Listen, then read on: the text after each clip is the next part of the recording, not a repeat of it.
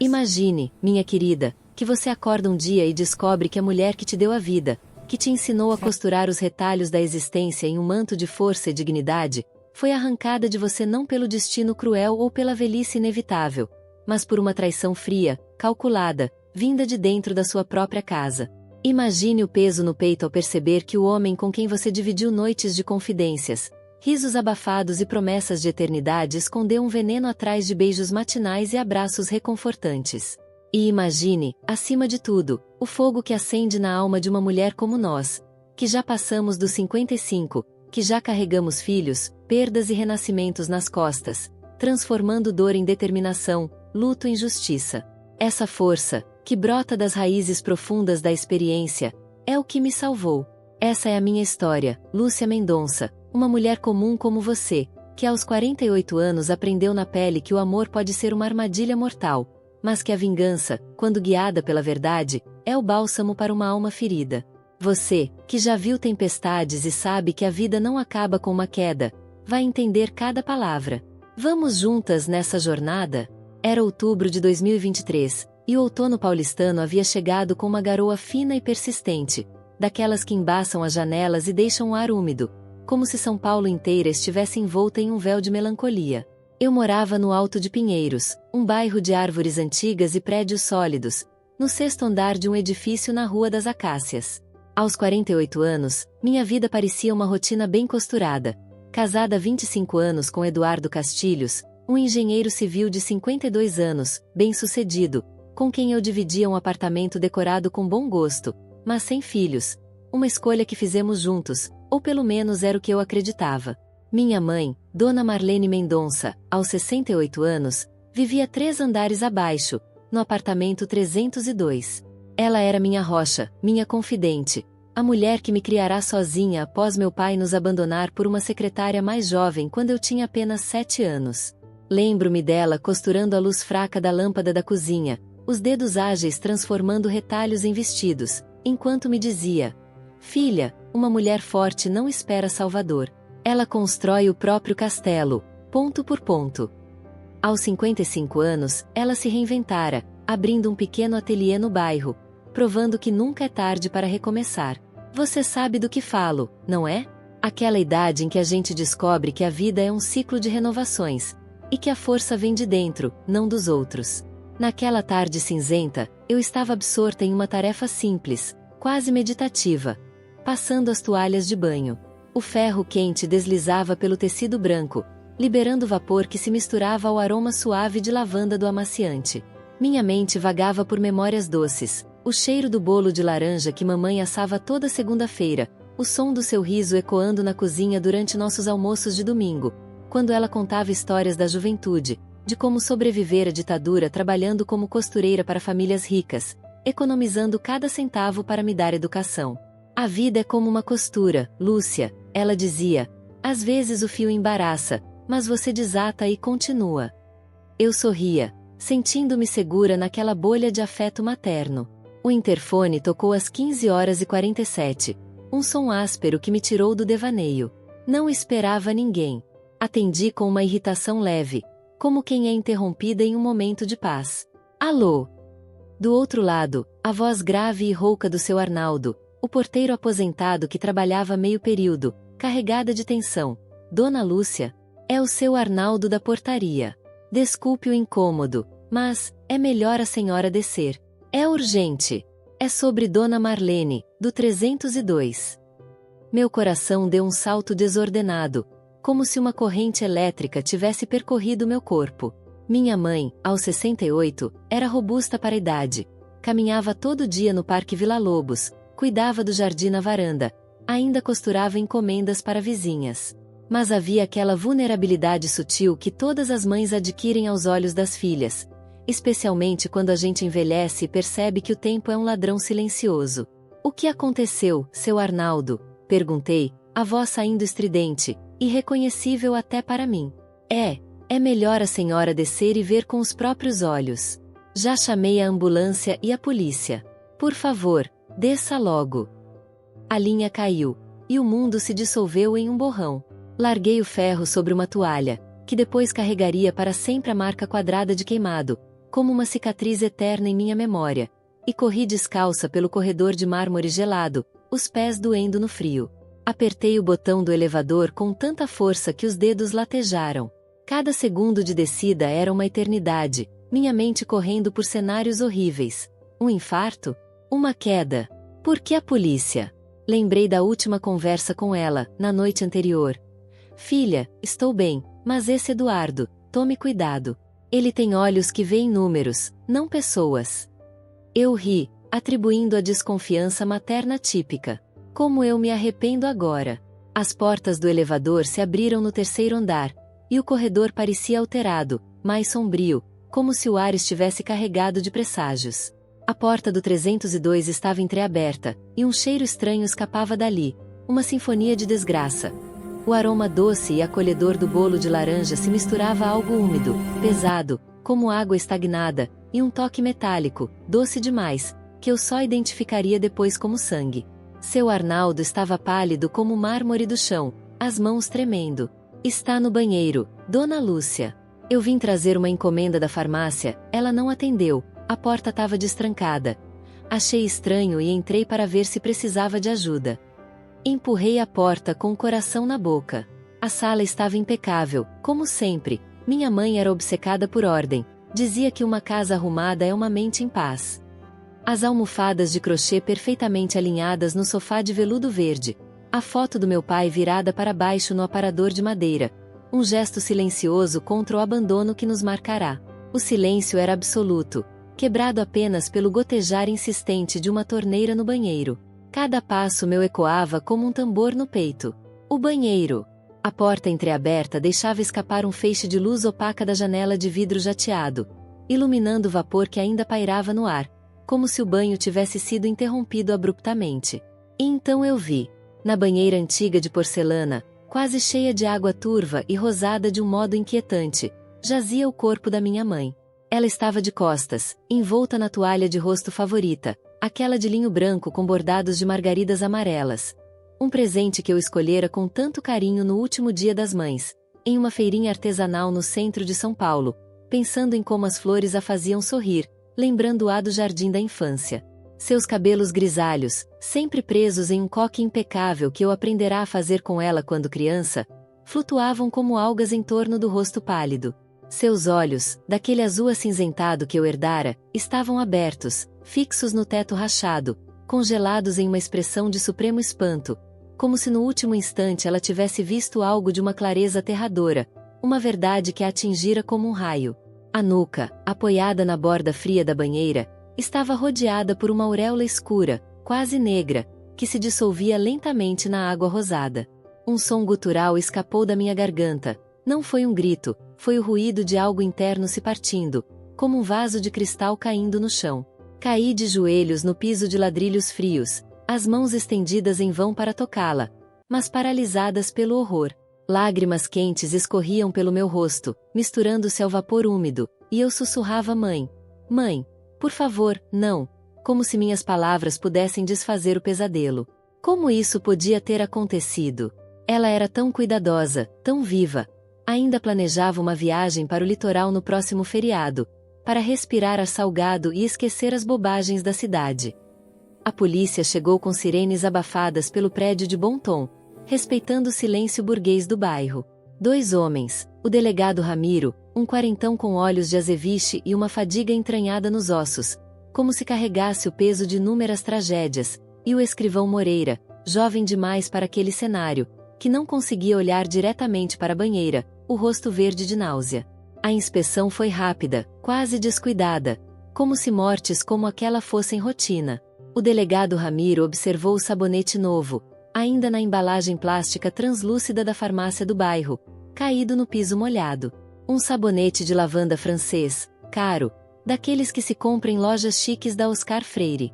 Queda acidental, ele declarou com uma voz monótona, fechando sua pequena caderneta de anotações com um estalo seco. Infelizmente, acontece todo dia com idosos. Banheiro úmido, piso escorregadio. Escorregou, bateu a cabeça na borda dura. Ele apontou com a caneta para a borda afiada da banheira, como se explicasse uma equação simples. Morte instantânea. Provavelmente. Sem sofrimento prolongado. Mas, o sabonete, balbuciei, minhas mãos tremendo incontrolavelmente, como folhas ao vento. Minha mãe tinha alergia grave a sabonetes perfumados. Ela só usava glicerina pura, sem fragrância. Eu mesma comprava para ela na farmácia, toda semana. Ela ficava com erupções na pele, coceira por dia se usasse algo assim. O delegado me lançou um olhar de pena condescendente, daqueles que homens dão a mulheres que eles julgam histéricas. Dona Lúcia, no susto da queda, pode ter pegado qualquer coisa do armário. Ou talvez tivesse comprado para uma visita, uma amiga. Não dá para saber tudo nesses casos. A vida é imprevisível. A praticidade dele era ofensiva, como um tapa na cara. Minha mãe, uma vida inteira de dignidade e luta, trabalhando desde os 15 anos, criando uma filha sozinha, enfrentando preconceitos como mulher divorciada nos anos 80, reduzida a um acidente doméstico banal, uma estatística em um relatório policial. Lembrei de como ela me ensinou a lutar por justiça, contando histórias de quando participava de sindicatos de costureiras, lutando por salários justos. Filha, o mundo não dá nada de graça. Você tem que exigir. E agora, eu exigiria a verdade. Foi então que Eduardo chegou. Meu marido de 25 anos, vindo diretamente de uma reunião importante em um canteiro de obras no centro. Trajava seu melhor terno de lã cinza, a gravata de seda azul marinho perfeitamente ajustada, os sapatos engraxados brilhando.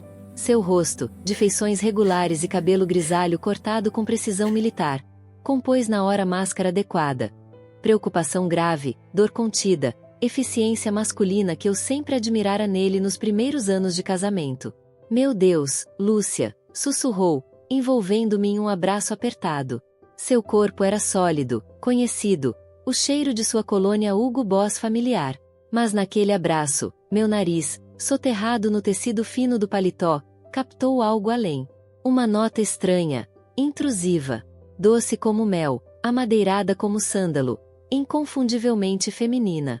Um perfume caro, very irresistible, da Givenchy. Um perfume que eu conhecia muito, muito bem. 6 meses antes, eu o encontrara impregnado na gola de uma de suas camisas brancas, na ocasião em que, movida por uma desconfiança rara, verifiquei sua mala de viagem de volta de Porto Alegre. Era o perfume de Thalita Rangel, sua assistente pessoal de 29 anos, a jovem de cabelos loiro platinado, corpo esculpido em academias caras e ambição tão visível quanto sua beleza. A mesma Thalita que ele jurara ter demitido após eu, em um raro acesso de coragem, ameaçar divórcio, gritando na cozinha: ou ela sai, ou eu saio. Ele jurou, chorou, prometeu fidelidade eterna. E eu, tola, acreditei, porque aos 48 anos, depois de tanto tempo juntos, quem quer começar do zero? Um fio de gelo, fino e afiado, percorreu minha espinha, cortando através do torpor do choque. Não era dor, era alerta. Um instinto primal acordando. Eduardo assumiu o comando com uma maestria que, em outras circunstâncias, eu teria admirado. Conversou com o delegado com firmeza respeitosa, voz baixa e autoritária. Sim, uma mulher tão independente, uma tragédia banal. Nós, a família, cuidaremos de tudo. Obrigado pelo serviço, delegado. Sua mão, pesada no meu ombro, parecia menos um consolo e mais uma âncora, mantendo-me presa àquele script de normalidade que ele orquestrava. Enquanto os homens do Instituto Médico Legal faziam seu trabalho solene e mudo, retirando o corpo em um saco preto zipado que parecia profanar a memória dela, eu vaguei pela casa da minha mãe como um fantasma em seu próprio passado. Toquei no bule de porcelana azul celeste na estante da cozinha. O bule que ela usava todas as noites para seu ritual de chá de camomila às 21 horas em ponto. Para dormir com os anjos, dizia com um sorriso, enquanto eu, criança, a observava da mesa, fazendo lição de casa. O bule estava limpo, secando no escorredor de plástico barato que ela comprará no mercado da Lapa. Mas algo me chamou. Inclinei-me mais perto, cheirei o interior. O odor que veio não era o residual suave da camomila, que eu associava ao conforto das noites de infância. Era um cheiro químico, adocicado, medicinal, como algo sintético que não pertencia ali. Meus olhos vasculharam a bancada de fórmica desgastada, A mesa de madeira onde ela tomava o café da manhã solitário, lendo o jornal com óculos de grau que eu a convenci a comprar.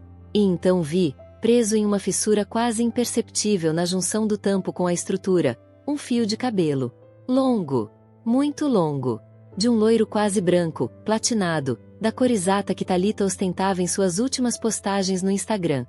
Uma conta privada que, movida por um ciúme doentio, eu conseguirá acessar meses atrás, stalkeando fotos de festas e viagens que ela postava com legendas ambiciosas como conquistando o mundo, um passo de cada vez. Peguei o fio com os dedos trêmulos. Era sedoso, caro, tratado com produtos que minha mãe nunca usaria. Ela preferia o simples, o natural, dizendo que beleza vem de dentro, não de frascos. Um cabelo que nunca pertenceu àquela casa humilde e limpa, onde tudo tinha um lugar e um propósito. O delegado Ramiro passou pela cozinha, já vestindo o casaco, pronto para ir embora. Terminamos por aqui, Dona Lúcia. Meus pêsames. O laudo definitivo deve sair em uma semana, mas é mera formalidade. Acidente claro. Eles se foram, levando o corpo da minha mãe como se fosse apenas mais um caso. A casa ficou imensa em seu silêncio repentino, ecoando a ausência dela. Eduardo, ao meu lado, suspirou com uma fadiga fingida. Vamos para casa, amor. Você precisa descansar. Eu cuido de tudo. Naquela noite, na cama king size do nosso quarto decorado por um arquiteto caro, com lençóis de algodão egípcio que Eduardo insistira em comprar, enquanto ele roncava um sono profundo e tranquilo, eu deitei de olhos abertos, encarando a escuridão do teto. O cheiro do perfume, o fio de cabelo loiro, o olhar de espanto da minha mãe, o sabonete intruso, o bule com odor estranho. Peças soltas, flutuando no vazio, ameaçando se encaixar em um quadro que meu cérebro se refugava a completar. Mas o instinto, aquela voz baixa que nós, mulheres maduras, aprendemos a ouvir depois de tantas decepções, sussurrava: investigue. Para ela. Para você. O funeral foi rápido e sombrio, realizado 2 dias depois sob uma chuva insistente que parecia lavar o mundo de forma incompleta, deixando manchas de tristeza por toda parte. Poucas pessoas compareceram. Algumas velhas amigas da minha mãe, vizinhas do prédio que a viam como a Dona Marlene da costura, meu primo distante Marcos, que apareceu de última hora com olhos vermelhos de álcool. Eduardo, de terno preto impecável, discursou diante do pequeno grupo no cemitério da Consolação, sua voz ressonante ecoando entre as lápides. Dona Marlene era matriarca forte, a segunda mãe que me acolheu com generosidade. Sua partida deixa um vazio, mas seu legado de resiliência nos inspira. As palavras dele eram perfeitas, eloquentas, mas me soaram falsas, como um objeto de plástico brilhante em meio a relíquias verdadeiras. Eu observava Thalita, que aparecerá discretamente no fundo da multidão, vestindo um tailleur preto discreto e caro, comprado provavelmente em uma boutique de luxo. Ela não chorava. Apenas observava, seus olhos castanhos claros avaliando a cena, pousando em Eduardo com uma intimidade que tentavam disfarçar, mas que eu, com meu radar de esposa traída, captava como um sinal de alerta. Quando nossos olhares se cruzaram por uma fração de segundo, vi neles não constrangimento ou culpa, mas uma fria avaliação. Como se eu fosse uma variável em uma equação que ela já havia resolvido a seu favor. No dia seguinte, Eduardo voltou ao trabalho, como se a vida fosse um relógio que não para. A vida precisa seguir, Lúcia. Ela teria querido isso, disse ele, beijando minha testa antes de sair. Sua normalidade era um insulto à minha dor. Assim que a porta do apartamento se fechou atrás dele, eu me levantei do sofá onde fingia estar catatônica, vesti um casaco simples e desci as escadas, a chave da minha mãe pesando no bolso como um talismã. O apartamento 302 cheirava a flores murchas e fechado, uma poeira fina já se assentando sobre os móveis, como se o tempo acelerasse sem ela.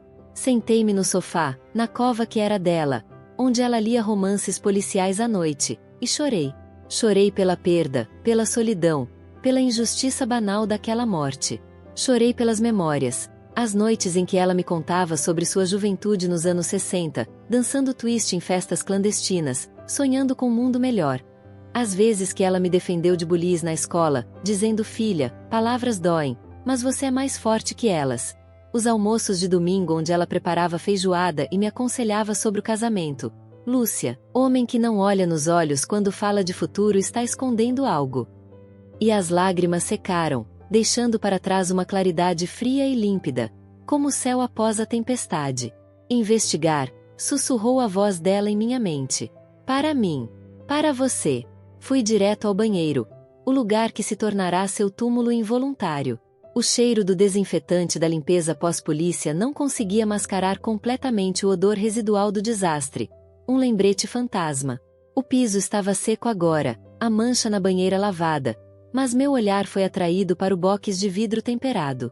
Na altura de 1,60 m, aproximadamente onde ficaria a têmpora de alguém em pé, havia uma pequena mancha opaca, como uma gota de resina ou cera que secara.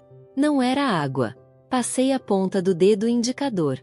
Era levemente áspera, grudenta, deixando um resíduo oleoso na pele. Trazendo o dedo ao nariz, senti o mesmo cheiro adocicado, oleoso, quase como um removedor de esmalte, mas mais suave, sutil. O mesmo cheiro do bule na cozinha. Meu coração começou a bater num ritmo martelado, como um tambor de guerra. Lembrei-me do sabonete. A polícia o levará como evidência do acidente, mas minha mãe nunca, em circunstância alguma, o teria usado. Sua alergia a fragrâncias era severa, causava erupções vermelhas na pele delicada, deixando-a desconfortável por dias. Como ela me contava quando eu era adolescente e insistia em usar perfumes fortes. Filha, o corpo fala. Ouça ele.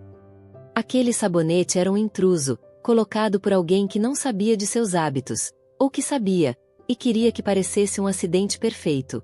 Uma tese horrível começou a se formar na minha mente, nebulosa ainda, mas com contornos de pesadelo que me deixavam sem ar. E se não foi um acidente? E se foi uma armadilha meticulosamente preparada? Alguém derramara algo escorregadio no box. Alguém trocar o sabonete por um que ela nunca tocaria. E alguém oferecerá a ela um chá que a deixou desorientada, tonta, pronta para a queda. Eduardo. Thalita. O perfume. O cabelo. O motivo. Dinheiro. O seguro de vida modesto, mas significativo, que minha mãe tinha, contratado aos 55 anos quando começou o ateliê, pensando no futuro. O apartamento, pago e bem localizado, que valia uma pequena fortuna no mercado imobiliário paulistano. E, no final da cadeia, a minha própria herança, que se tornaria nossa, e depois, se ele se livrasse de mim, só dele. Minha mãe nunca gostara verdadeiramente de Eduardo. Nos últimos meses, suas observações tinham se tornado mais agudas, como facas afiadas. Esse homem tem olhos de tubarão, Lúcia, me dissera em nosso último almoço de domingo, enquanto ele falava ao telefone na varanda, distraído. Ele nada em águas tranquilas, mas eu vejo o cheiro de sangue na água. Ele cheira o dinheiro alheio. Tome cuidado, filha. Aos 55, a gente aprende a ver além das aparências. Na época, abafei suas preocupações, atribuindo-as ao instinto superprotetor de uma mãe. Agora, as palavras dela ecoavam como um grito de alerta tardio, ressoando em meu peito como um sino fúnebre. Precisava de provas. De algo mais substancial do que um fio de cabelo e um mau pressentimento que me consumia às noites. Foi então que me lembrei do primo Marcos. Marcos era o patinho feio da família, o gênio problemático. Formado em química com louvor na USP, tinha sido uma promessa até que o álcool e as dívidas de jogo o arrastaram para o fundo do poço. Fora minha mãe quem, vezes seguidas, o tirara de crises, pagará tratamentos em clínicas caras, dera-lhe abrigo no apartamento quando ele era expulso de casa. Ela o via como um filho perdido, dizendo todo mundo merece uma segunda chance. Lúcia, a vida é dura o bastante. Ele lhe devia tudo. Encontrei-o num bar da região da Luz, um lugar de iluminação baixa, mesas riscadas e clientela duvidosa que cheirava cigarro e desespero. Ele estava mais velho do que seus 45 anos, o rosto marcado por rugas prematuras, mas seus olhos, quando focavam, ainda tinham a inteligência afiada do cientista que ele fora. Lúcia, disse ele, surpreso, erguendo sua dose de cachaça barata com mãos trêmulas. Ouvi sobre a tia Marlene. Lamento profundamente. Ela era a única que acreditava em mim. Preciso da sua ajuda, Marcos, falei, sentando-me à mesa pegajosa e pousando sobre a fórmica riscada um pequeno frasco de vidro que encontrara no fundo da lixeira da cozinha da minha mãe. enrolado em um pedaço de papel toalha amassado. Era um frasco de remédio para xarope infantil, limpo, sem rótulo, com um resíduo de líquido viscoso e incolor no fundo. Preciso saber o que é isso. E preciso saber se isso, misturado com água e sabão, cria uma superfície extremamente escorregadia. E se, ingerido, causa efeitos ruins. Ele pegou o frasco, ergueu-o contra a luz suja do bar, cheirou a boca com cautela, como um sommelier avaliando um vinho. Seus olhos se estreitaram, e eu vi o brilho da curiosidade profissional retornar. Onde você achou isso, prima? No lixo da cozinha da minha mãe. Depois que ela morreu. Eu acho que não foi acidente. Ele ficou em silêncio por um longo momento, girando o frasco entre os dedos manchados. Isso, Lúcia, é de metilsilicone. Um óleo sintético puro, inodoro e incolor quando concentrado, mas às vezes com um veículo solvente que deixa esse cheiro adocicado que você mencionou. É usado em indústrias, como lubrificante de alta performance, impermeabilizante para tecidos, e em alguns produtos de limpeza pesada para pisos. E escorrega? Perguntei, inclinando-me para frente, o coração acelerado. Escorrega? Ele deu uma risada curta e sem humor, ecoando no bar vazio. Em uma superfície lisa e úmida, como um box de banheiro, isso transforma o chão numa pista de patinação no gelo. É notoriamente difícil de remover sem os produtos certos. Deixa aquele resíduo grudento que você descreveu. Perigoso pra caramba em ambientes domésticos. E se for ingerido, insisti, a voz baixando para um sussurro, como se as palavras fossem proibidas. Ele fitou-me, e pela primeira vez, percebeu a seriedade mortal por trás da minha pergunta. O brilho de curiosidade em seus olhos deu lugar a um entendimento sombrio, horrorizado. Ingerido, mesmo em pequena quantidade, causa distúrbios gastrointestinais agudos, mas o principal efeito é neurológico: vertigem severa, desorientação, perda de equilíbrio total. A pessoa fica tonta, como bêbada, sem conseguir se coordenar. Em idosos, pode ser fatal se combinado com uma queda. Ingerido. A palavra ecoou na caverna do meu crânio como um veredicto. O bule. O chá.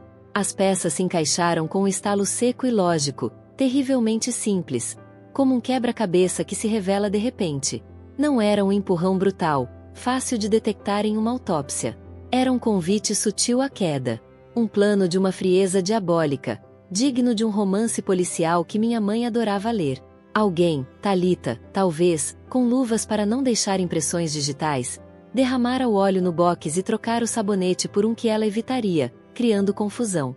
Alguém, Eduardo, o genro solícito, que visitava com frequência, oferecerá à sogra um chá especial para acalmar os nervos, adulterado com uma dose do mesmo óleo ou de outro agente causador de tontura. Minha mãe, sentindo-se mal e tonta, dirigir-se-ia ao banheiro para lavar o rosto ou tomar um banho rápido. Pesaria no box preparado. E a queda seria inevitável, fatal, e perfeitamente acidental aos olhos da polícia. Era genial. Era monstruoso. Você acha que... Marcos não terminou a pergunta, o horror estampado em seu rosto marcado. Sim, acho. E preciso de provas, Marcos. Provas que a polícia não possa ignorar. Você pode me ajudar? Analisar isso formalmente? Conseguir uma amostra de comparação? Um laudo? Ele hesitou, os olhos baixando para o copo vazio, o medo de se envolver visível, medo de desenterrar um monstro, medo de voltar ao abismo. Mas então vi também a lembrança da tia Marlene, a única que nunca o desistira, que o abraçava mesmo quando ele cheirava fracasso. Eu te devo, prima. Devo tudo a ela. Vou fazer algumas análises. Discretamente. Conheço um cara num laboratório de perícia privada. Vai custar caro, mas eu arranjo. Custa o que custar, respondi, sentindo a determinação crescer como uma onda. Enquanto Marcos trabalhava nas sombras, mergulhei no passado tangível da minha mãe. Ela era uma memorialista silenciosa. Desde jovem, mantinha diários, cadernos encapados com restos de tecido de suas costuras, onde registrava não grandes eventos, mas o fluxo dos dias, seus pensamentos, suas observações afiadas sobre as pessoas ao redor. Escrever é como costurar memórias, filha, ela dizia. Onde estariam os cadernos mais recentes? Ela não os guardava à vista, por medo de olhares curiosos. Revirei o apartamento com uma meticulosidade de arqueóloga desesperada. Abri baús cheios de roupas antigas, vistoriei o forro do sofá onde ela guardava agulhas extras, esvaziei o armário de roupas de cama, cheirando o perfume de alfazema que ela usava para perfumar as gavetas. Nada. Foi numa noite de insônia, sentada no banheiro que fora seu túmulo, encarando as paredes azulejadas, que a memória veio como um flash. Anos atrás, durante um almoço de família, ela brincara com um sorriso enigmático. Minha sabedoria toda, minhas receitas secretas da vida, estão guardadas atrás do azulejo que canta. Na época, ri, pensando ser uma metáfora poética. Agora, olhei para as paredes revestidas de azulejos brancos e verdes, padrão dos anos 70, e entendi. O azulejo que canta. Toquei cada um, pressionando, batendo com os nós dos dedos. Nada. Até que, na fileira mais baixa, atrás do vaso sanitário, um azulejo emitia um som diferente, oco, como um tambor vazio. Com a ponta de uma faca de cozinha que peguei na gaveta, consegui deslocá-lo com cuidado, o coração batendo forte. Atrás, num nicho improvisado na alvenaria, envolto em plástico filme e fita isolante para proteger da umidade, estava um pacote.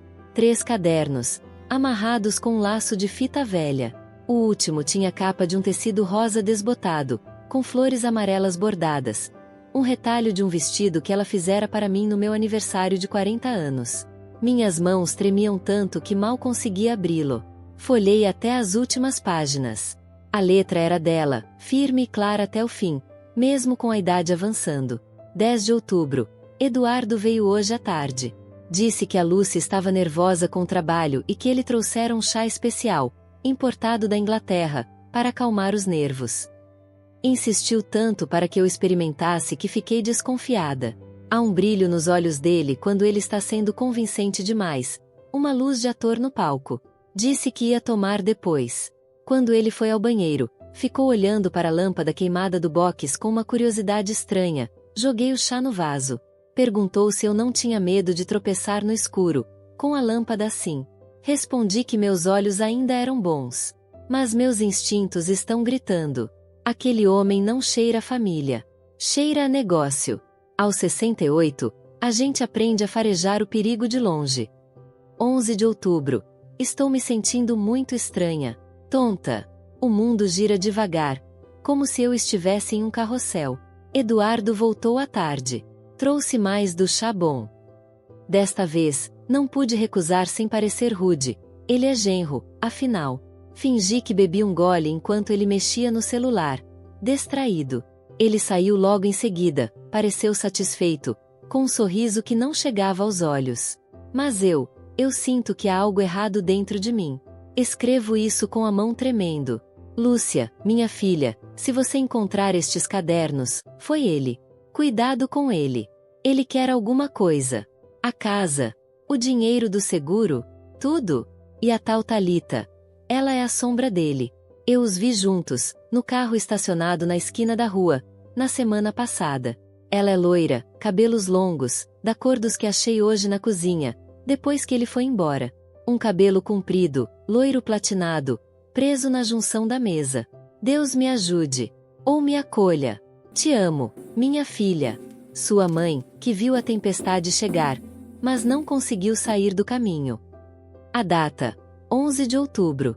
Ela morrera na madrugada do dia 12. A onda de dor que me atingiu foi tão física que me dobrou ao meio, ali no chão frio do banheiro, o caderno pressionado contra o peito como se fosse o coração dela batendo. Solucei em silêncio, as lágrimas encharcando o tecido rosa, misturando-se ao cheiro de papel velho e alfazema. Ela sabia. Ela viu. Ela tentou me avisar, mesmo no fim. E eles a mataram antes que ela pudesse falar. A raiva que surgiu então não era um fogo devorador. Era uma geleira. Uma massa compacta, pesada, silenciosa, de determinação absoluta. Eduardo e Thalita não tinham cometido um crime de paixão ou ódio cego. Tinham cometido um crime contábil, frio como um balanço financeiro. Eliminaram um passivo, a sogra desconfiada, para acessar um ativo, a herança. Subestimaram a filha quieta, a esposa complacente. Iriam aprender que a mulher que aprende a desconfiar é a criatura mais perigosa da Terra. Você, que já passou dos 55, sabe disso. Nós nos tornamos leoas quando mexem com nossos filhotes, ou com nossa memória. Agora eu tinha o diário. Tinha a suspeita do óleo. Tinha o fio de cabelo. Mas precisava de mais. De uma confissão, de uma prova técnica irrefutável, de uma armadilha que os apanhasse na própria ganância que os movia. Comecei a agir com a paciência de uma costureira montando um vestido complexo. Fingi um colapso nervoso ainda mais profundo, inspirado nas histórias que minha mãe contava de mulheres que fingiam fraqueza para sobreviver em tempos difíceis. Deixei de me alimentar direito, passei a vagar pela casa de roupão desbotado, com olhos vazios, respondendo monossilabicamente. Deixei que Eduardo assumisse totalmente as rédeas da situação, como ele chamava. Ele, o solucionador de problemas, floresceu naquela tragédia, como uma planta venenosa em solo fértil. Precisamos fazer o inventário, Lúcia, dizia ele, gentilmente, sentando-se ao meu lado no sofá, a mão no meu joelho. E o seguro de vida da sua mãe? Ela me fez beneficiário, você sabe? Na época daquela ajuda que dei com o imposto de renda dela, achou melhor, para agilizar as coisas. Mentira. Outra mentira. Minha mãe nunca faria isso. Ela me contará em confidência que o seguro era para mim. Para você ter independência, filha. Mas eu apenas acenei, com os olhos embaçados por lágrimas fingidas. Faz o que for melhor, Eduardo. Eu não consigo pensar direito. Ele tratou de tudo com uma eficiência que era, em si mesma, uma prova de sua culpa. O processo foi rápido, os papéis voando entre advogados e cartórios. O seguro era mais gordo do que eu imaginava. 500 mil reais, acumulados ao longo dos anos. E ele já tinha um corretor de imóveis de olho no apartamento do 302, avaliando-o em 1,2 milhão. Uma semana após o funeral, numa noite em que ele tentava me fazer comer uma sopa de legumes que preparara com falsa preocupação. Come, amor, você precisa se fortalecer. Fiz meu movimento, como uma jogadora de xadrez posicionando a rainha. Eduardo, disse, minha voz um fio quebrado, olhando para o prato como se fosse um abismo. Eu não suporto mais. Esta cidade, este apartamento, tudo me lembra dela. Vende tudo. O apartamento da mamãe, os móveis, tudo. E com o dinheiro, vamos embora. Compramos uma casa pequena na praia, em Ubatuba. Ou no exterior, quem sabe. Longe de tudo. Eu preciso recomeçar do zero. Só você e eu, como no começo. Vi o triunfo iluminar seus olhos antes que ele pudesse controlar. Um clarão rápido de vitória pura, como um tubarão avistando presa. Ele mordeu a isca com voracidade. Claro, amor, é uma ótima ideia. Você precisa de um novo cenário, ar fresco. Eu cuido de tudo. Vamos vender rápido, antes que o mercado mude. E, continuei, olhando para minhas mãos trêmulas, como se a ideia tivesse surgido ali, já que é para recomeçar, por que não pedimos ajuda da Thalita? Você disse que ela está numa imobiliária boa agora, né? Poderia cuidar da venda. Assim, a gente ajuda ela também, com a comissão. Seria justo. A hesitação dele foi quase imperceptível, um microsegundo de surpresa, os olhos piscando rápido. Depois, o sorriso amplo, aprovador, como se eu fosse uma criança brilhante. Excelente ideia, Lúcia. É bom manter as coisas no círculo de confiança. Vou ligar para ela amanhã mesmo. O anzol estava lançado. Eu daria a eles a isca do dinheiro fácil, da liquidez rápida. A ganância, seu motor principal, seria também sua ruína. Nos dias seguintes, enquanto Marcos trabalhava nas análises, conseguindo uma amostra de DNA de Thalita através de um copo descartável que ela usará em um café perto do trabalho, subornando um garçom com discrição, eu montei meu próprio aparato de vigilância. Com o dinheiro que tirei de uma conta secreta que minha mãe me deixará, ela sempre me dissera: tenha um pé de meia que nem seu marido saiba, filha. Mulheres precisam de independência. Comprei equipamentos mínimos em uma loja de eletrônicos no Santa Efigênia. Um gravador de voz de alta sensibilidade, disfarçado num broche de madrepérola que fora da minha mãe, e uma câmera minúscula, instalada num sensor de fumaça no teto da sala do nosso apartamento. Deixei que Eduardo e Thalita se encontrassem ali, tratando dos negócios da venda. Fingia estar dopada por antidepressivos que o médico prescrevera, deitada no quarto com a porta entreaberta, enquanto gravava suas conversas no salão, o broche no peito captando cada palavra. O apartamento vale pelo menos 1,2 milhão no mercado atual. Ouvi Thalita dizer, sua voz clara e assertiva, como a de uma executiva em ascensão. Com o seguro, que é de 500 mil, e a venda rápida, em 30 dias você tem o capital total. E a Lúcia, em Ubatuba, ou onde quer que seja, fica mais tranquila, mais fácil de lidar. Ela está frágil, respondeu Eduardo, sua voz grave e prática, com um tom de satisfação disfarçada. Muito frágil. O médico já falou em depressão profunda. Precisa de repouso absoluto. Longe de estresses da cidade. Exato. Longe de tudo. Thalita riu baixo, um som que me gelou o sangue. O subtexto era mais claro do que as palavras. Eles planejavam meu acidente seguinte. Em outra gravação, Eduardo disse, rindo com ela, parece que a velha, mesmo morta, finalmente está nos ajudando a construir o futuro.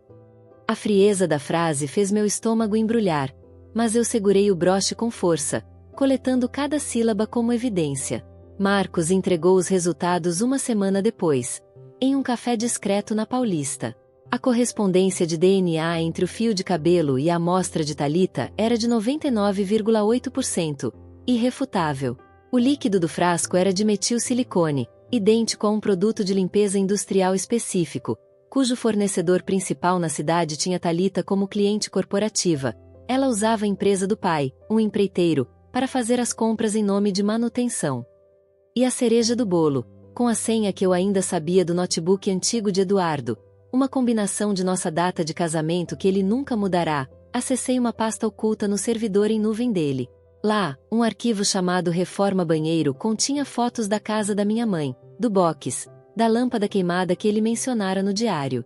E uma lista detalhada. 1. Lâmpada, verificar trocar para escurecer.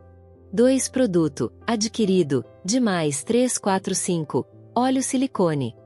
3. Chá, mistura, dose leve para vertigem. 4. Sabonete, substituir, alergia conhecida. 5. Diário, encontrar e neutralizar após. Eles procuraram o diário. Não acharam, graças ao esconderijo engenhoso dela. Mas eu tinha. Agora, tinha o diário, as gravações, as fotos, o laudo químico, a prova de DNA. Tinha o plano escrito na mão deles. Faltava apenas o cenário final, a peça teatral onde a vítima silenciosa se tornaria a promotora de justiça implacável. O apartamento foi vendido rapidamente. O comprador, um jovem casal animado com o bairro, pagou à vista, atraído pelo preço competitivo que Thalita negociara. A data da assinatura final no cartório foi marcada para uma manhã chuvosa. Vesti-me com cuidado, um tailleur preto simples, mas elegante, que minha mãe aprovaria, penteando o cabelo e passando uma maquiagem leve para disfarçar as olheiras. Pela primeira vez desde a morte dela, parei de fingir a fragilidade, sentindo a força dela correr em minhas veias. Quando saí do quarto, Eduardo fez uma pausa ao me ver, os olhos estreitando. Você, está bem, amor? Parece mais disposta. Estou pronta para seguir em frente, respondi, com um sorriso pequeno e triste que não chegava aos olhos. Como você disse, a vida continua.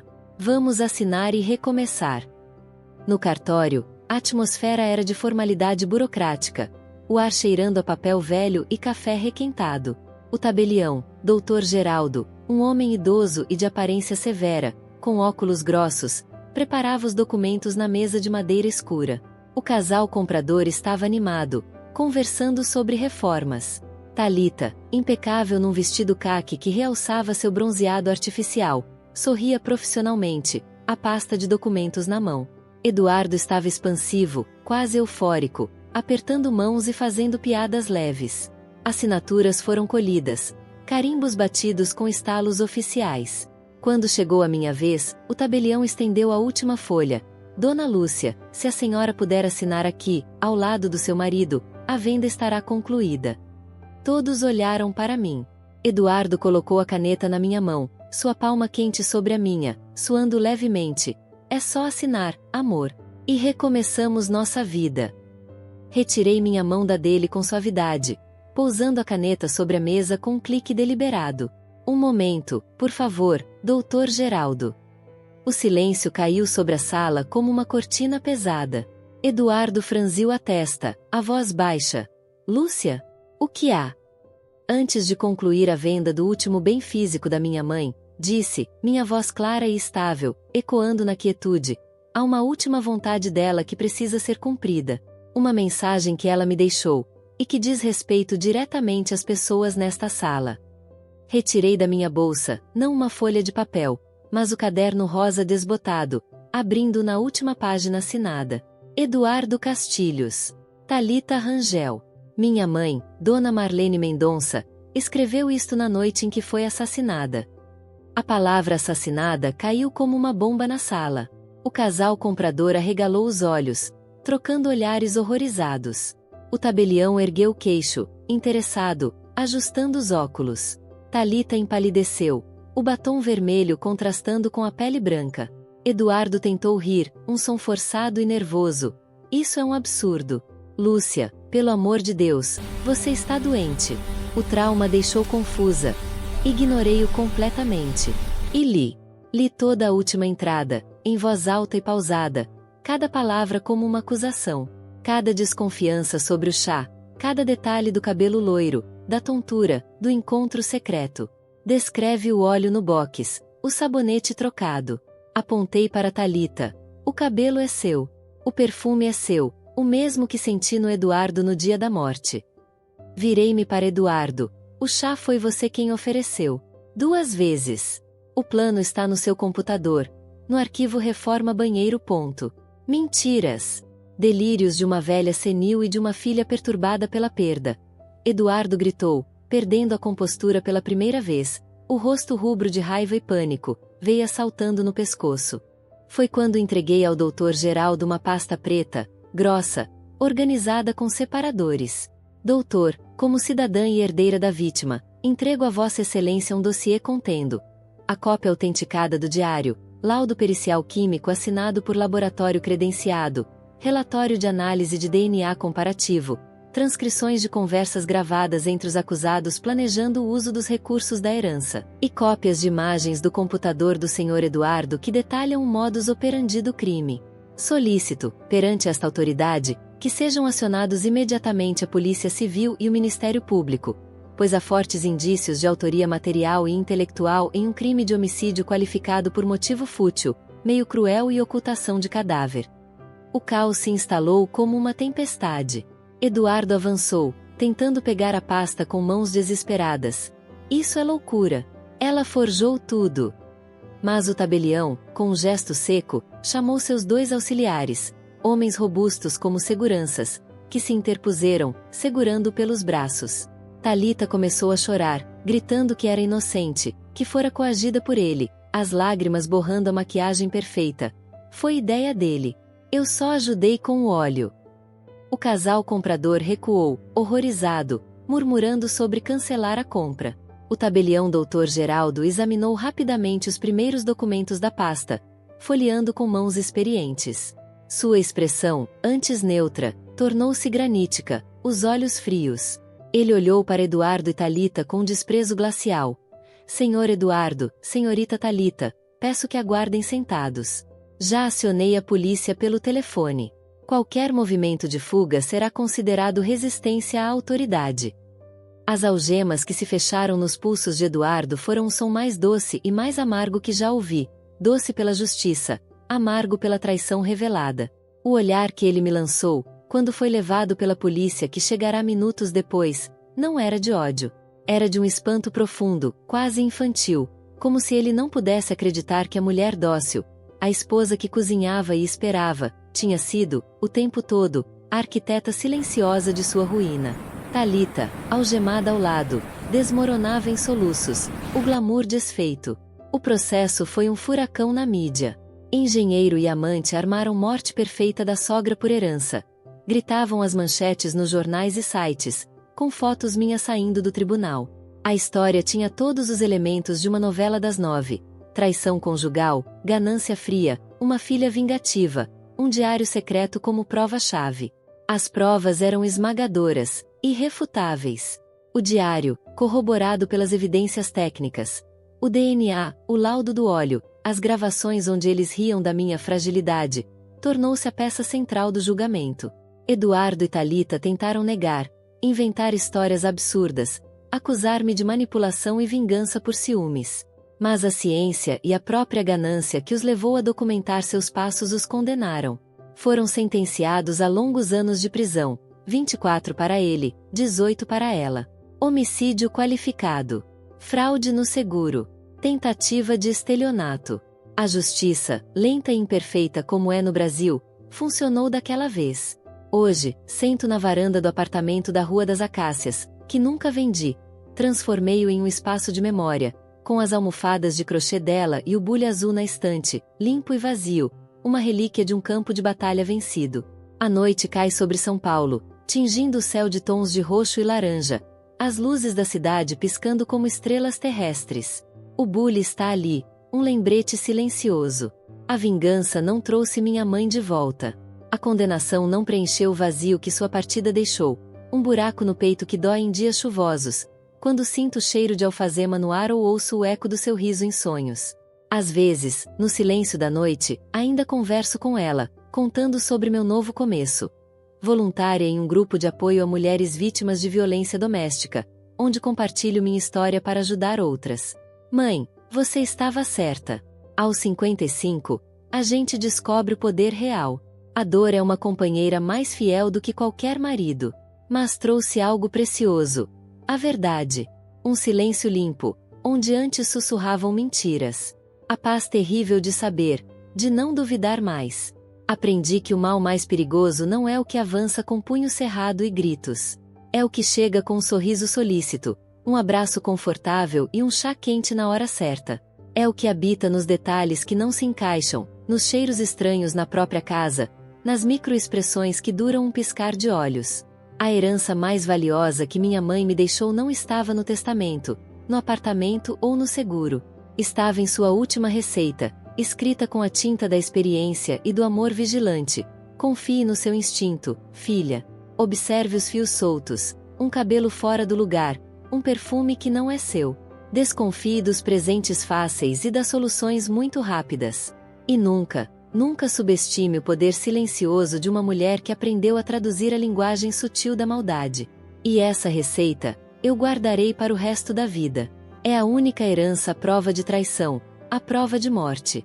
É a que mantém viva, em mim, a voz da mulher que, mesmo diante do perigo, escreveu para me salvar. O apartamento está quieto agora. A cidade ronca lá fora, indiferente. E eu, Lúcia, a filha que aprendeu a investigar, finalmente posso chorar por minha mãe, sem que as lágrimas sejam envenenadas pela dúvida. A justiça foi feita. Mas a saudade, essa, ninguém jamais poderá julgar ou condenar. Ela simplesmente é. E eu aprendo, devagar, a viver com ela, como uma velha amiga. Você, que lê isso aos 55 ou mais, sabe, a vida nos ensina que após a dor vem a força. Nunca é tarde para recomeçar, para lutar. Minha mãe me ensinou isso. E agora, passo para você.